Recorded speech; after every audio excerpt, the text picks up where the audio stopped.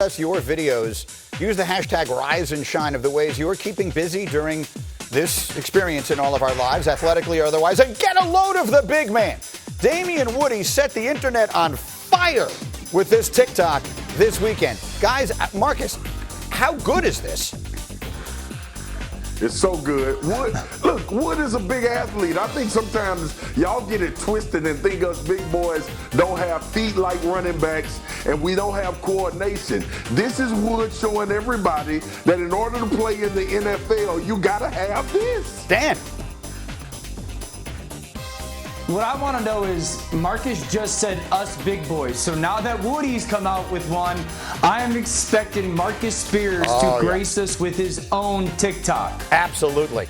And we are all looking forward to that. As we are looking forward to another hour of Get Up, which starts right now. Here comes the menu for hour number 2. We're going to get up with Dak Prescott. Graziano has the very latest on the contract. It will completely change your mind on how this is going to end. It changed mine. Plus, Cam Newton, the league is sending him a message. Is he willing to listen to it? We'll tell you what it is. And then I will explain why this is going to be the most important season of Bill Belichick's career. I've got numbers. They're going to surprise you. All that more in this hour of Get Up, which starts right now with Get Up and Go through some of the news of the day, including just this morning, the International Olympic Committee officially rescheduling the Tokyo Olympics for next summer. The opening ceremony will now be held July 23rd of 2021.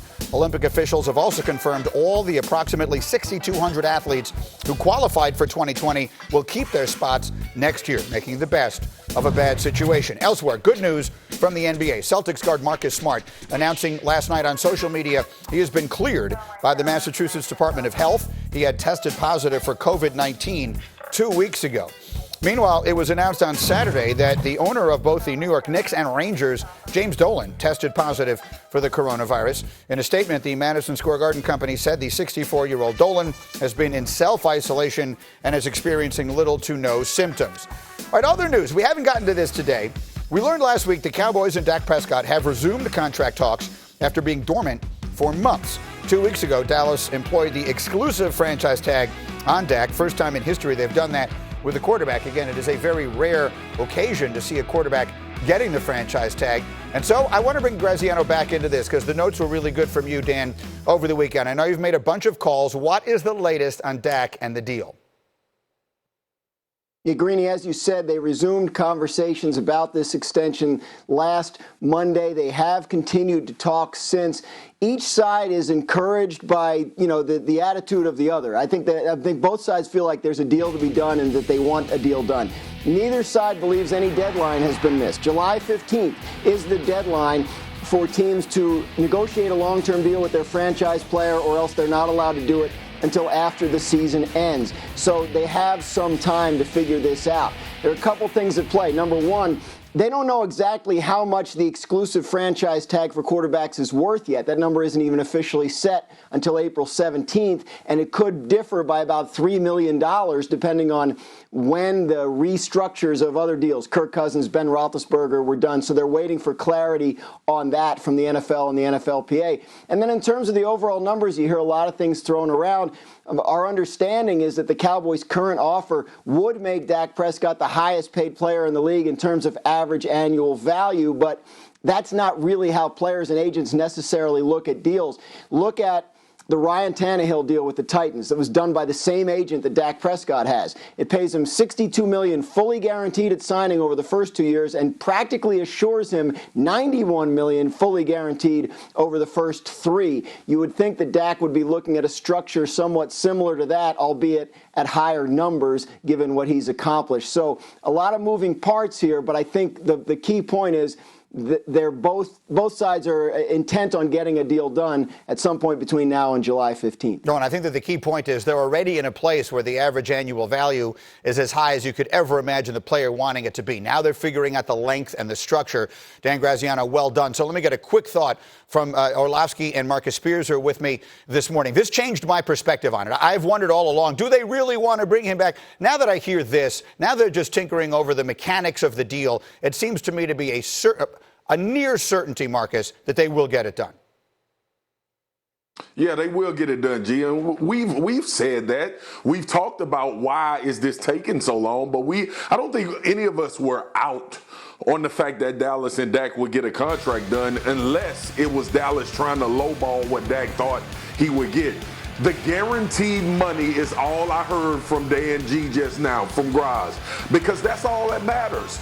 The shorter term deal, will I see the majority of my check, and making sure that I gross or net whatever I want to net at the end of this thing and when it's all over. And that's really what it boils down to in the NFL now. We look at all of these 3-year deals that are being done in free agency. That's because guys are realizing that's really all the money that I'm going to make. So the guaranteed is becoming more of what the contract is about than the contract and what the numbers actually say on television. Danny?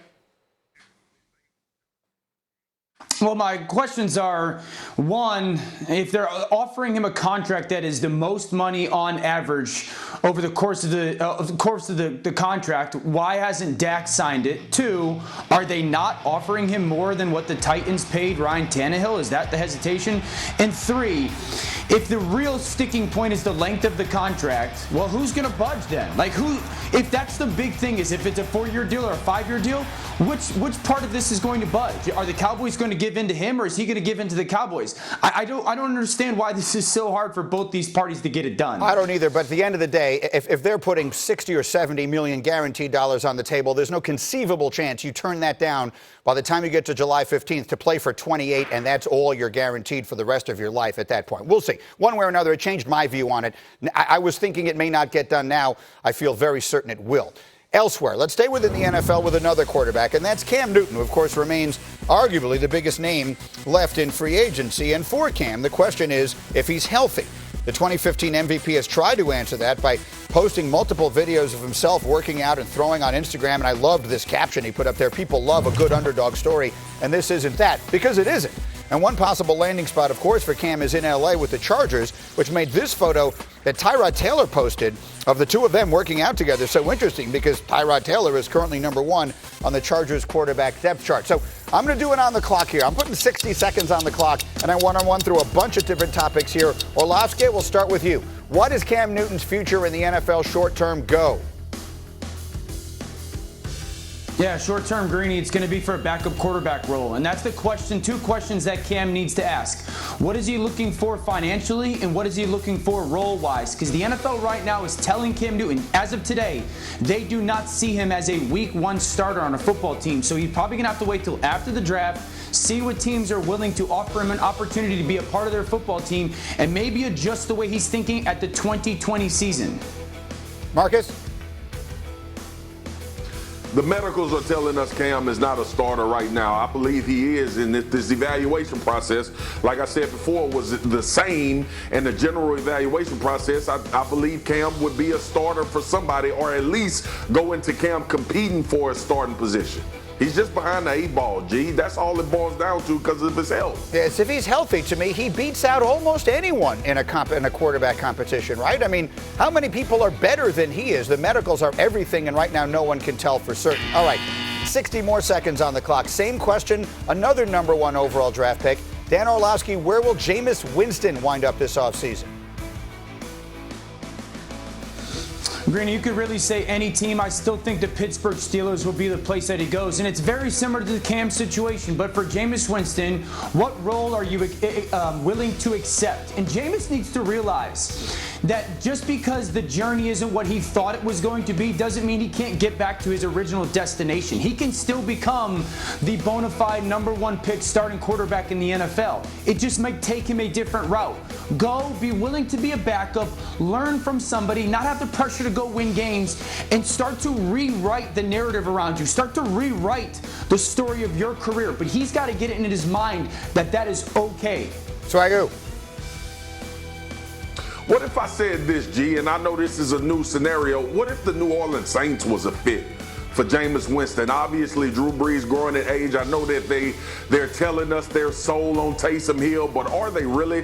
Jameis has been in that division. Maybe Sean Payton thinks that he can take in Jameis Winston and work on him. That could be another destination with an aging quarterback. We will have Sean Payton live on this show tomorrow. And by the way, this must be an LSU thing, because Booger made that suggestion here on Friday that maybe New Orleans would be a fit, and it's an interesting one. I got one more. 60 seconds on the clock. They're going to vote today, the owners, we think, on whether or not they will add a team in each conference to the playoffs this year. So 14 teams in the NFL playoffs. Swagoo, you like it or not?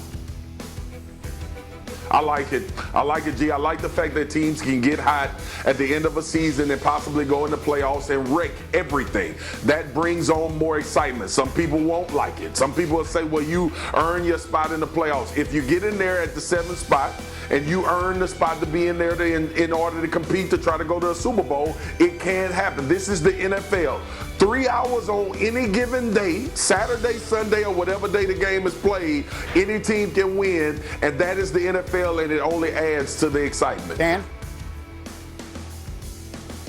Yeah, I don't love it, Greeny, just because there's going to be some unintended consequences. I think we're going to miss out on some teams having their opportunity to make championship runs. The NFL season's a bloodbath, and that bye week for really good teams, especially ones that are aging teams, is massive. And for a team to go 13-3 potentially, and them not to get that bye and really lose a game because they're beat up is going to be unfortunate for fans. The other thing I'll say quickly is that one of the things that has made the NFL the extraordinary success it is the importance of the regular season. It's why I always argue against expanding the college playoffs, because the playoffs in college football start in August, and hopefully they'll start as soon as possible this year. But you understand the point that I'm making.